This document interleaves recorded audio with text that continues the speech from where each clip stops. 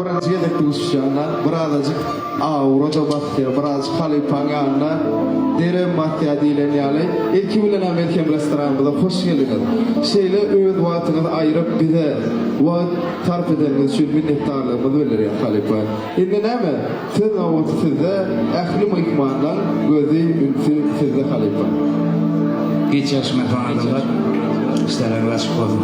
Şu günler Maruf Şavşahan iline Merhem kafemizde sizin bilen bir mukaddes ayda liderleşmeyi makul bilip Ramazan ayında tutan oralarını kabul olsun. Ama her kim öyle ocağına bir ulakan havadan çıkıp dile gideceğiz. İşlerine açık olsun. İyin için, şu gün sizin için yürü tabi dost şu akşamı. Ama böyle aydınlarını yerine getirip biraz canınız sağ olsun. Merhem kafede ulakan tanrılarınız sağ olsun aydiyiz. Canınız sağ olsun. Geçen bayramlarım kutlu olsun. Yine kirleri, yine kayları Allah'a getirsin.